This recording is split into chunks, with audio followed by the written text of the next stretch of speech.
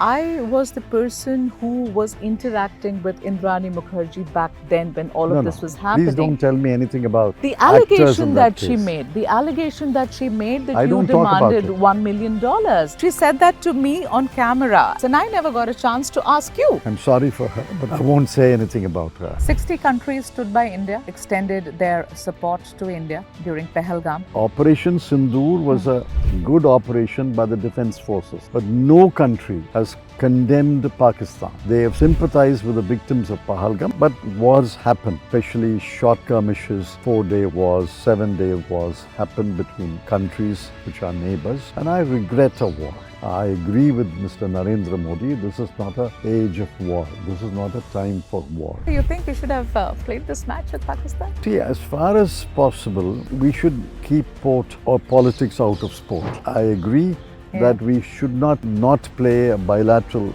tournament and give a walkover to Pakistan. Pakistan would have walked into the finals. 2-point lead to Pakistan. We would have done that. In the history of India, this was the biggest attack that we've seen. Went on for 3 long days. You as the Home Minister, sir, back then, what was going on in your mind? Did retribution, avenging the attack, ever cross your mind? It did cross my mind that we should do some act of retribution.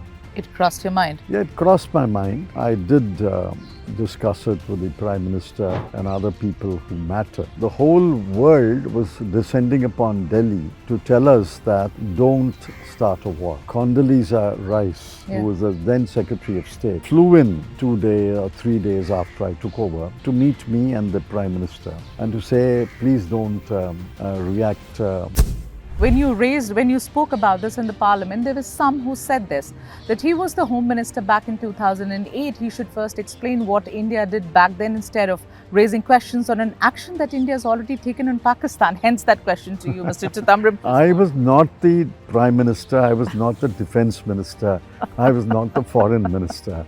You were the Home Minister responsible for the security of the country, sir. I had stepped in after that. That was the time to formulate the strategy and get back Pakistan, wasn't it? During the war, during the 4-day war, they were formulating strategy. I came after the last terrorist was neutralized. Mr. Chidambaram, being the finance minister at a time like this, when this tariff 50% slapped on India, what were the actions that he would take? One side effect of Trump's tariffs was what they neglected to do for 8 years. They have reduced the GST. What would you say about the reforms, the GST reforms? You hailed it. GST reforms? Yeah. I welcomed it on the first day, but I said this is 8 years late. But sir, they turned around and said that the Congress could never bring it. What the Congress nonsense. Could never. I went and pleaded Arun Jaitley and Sushma Swaraj, let's have a GST bill passed.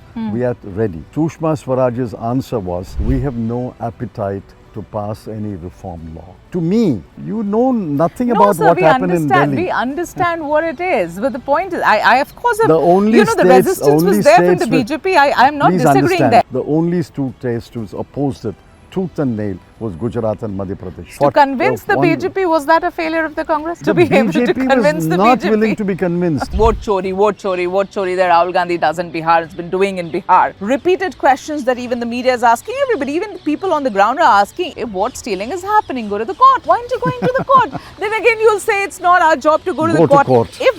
Go to court. Court was hearing this case of vote chori for the last 3-4 months. Every problem does not require or need a legal solution through courts. What happened to our administrative structure? What happened to the constitution? That's a convenient answer, Chidambaram. That's not a convenient answer. That is the answer. Sonia or Rahul is a better leader? It's these comparisons are journalistic devices. Please do not take any offense. I am only quoting what Rahul said. His statement is that his party has 3 kinds of horses. They're lame horses, they're wedding horses, and they're race horses. Mr. P. Chidambaram, in which one do you identify yourself? I have no objection being put in any pigeonhole. I'm quite secure about myself.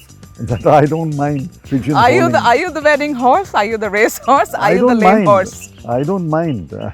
Which one? Don't mind. Which one? Sometimes race horses are also deployed as wedding horses.